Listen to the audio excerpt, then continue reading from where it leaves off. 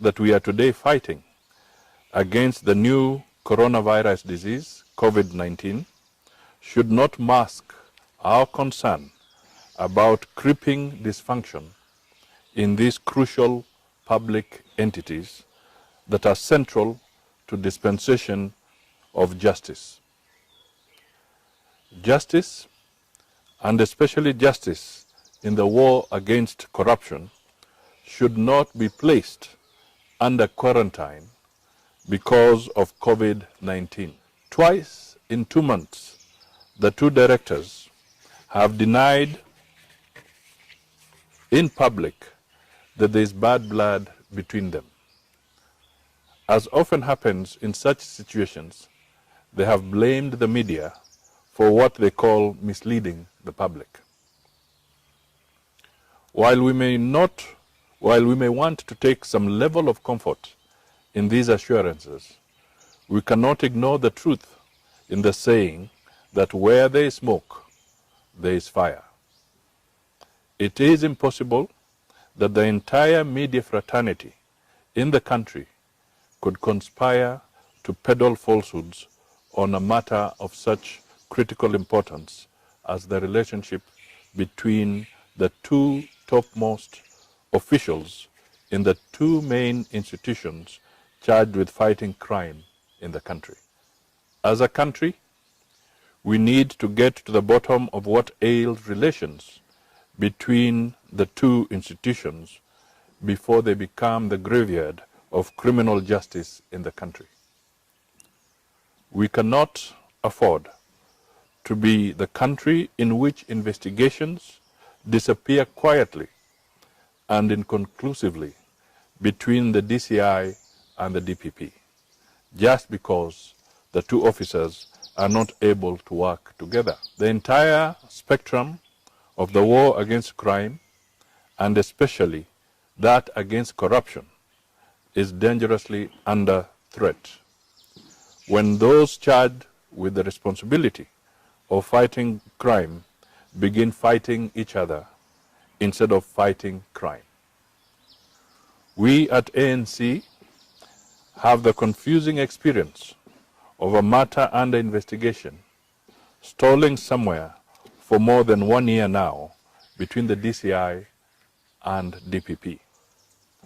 Together with the Ethics and Anti-Corruption Commission, EACC, the DPP and DCI have the multi-agency team, MAT, as a joint clearinghouse that should be used to nip in the bud any potential misunderstandings.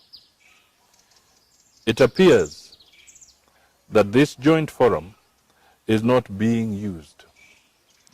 That is why friction between the DCI and the DPP keeps spilling into public space.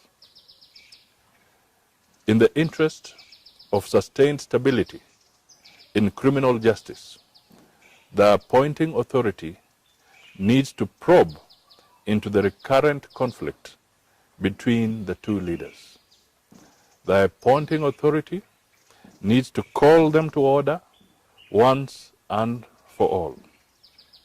He also needs to probe the source of these differences and ensure that they are definitively put to rest.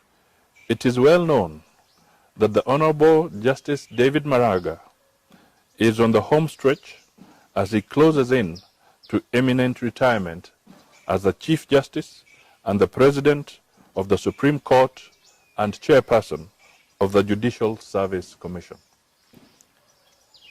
If succession is not well managed, internal strife could compromise adjudication of justice in the law courts. A bad precedent has already been set in the office of the Auditor General, which remains vacant so many months after Dr. Edward Ouko retired last year. His succession has gone into atrophy, and we seem to be quite happy to live with this. Needless to say, the continued vacancy of that office has been good for corruption, both in the county governments and in the national government. If we put the wrangling between the DPP and the DCI together with succession issues in the Auditor General's office, and now the looming trouble of succession in the judiciary, we see a most frightening picture in the fight against corruption in government. Whether these flaws are deliberate or not, they need to be arrested without further delay. The succession process in the judiciary calls for urgent attention, just as the delayed appointment of a new Auditor General and the sorting out of the tiff between the DCI and the DPP. We seem to have accepted to live with a lack of movement in the effort last year to appoint 41 judges. The matter remains curiously in limbo, despite the fact that the country is in urgent need for these judges. As a nation, we are getting into a bad place where we accept to live with irregularities, despite the law being very clear. In particular, we risk crippling independent state institutions or driving them into dysfunction.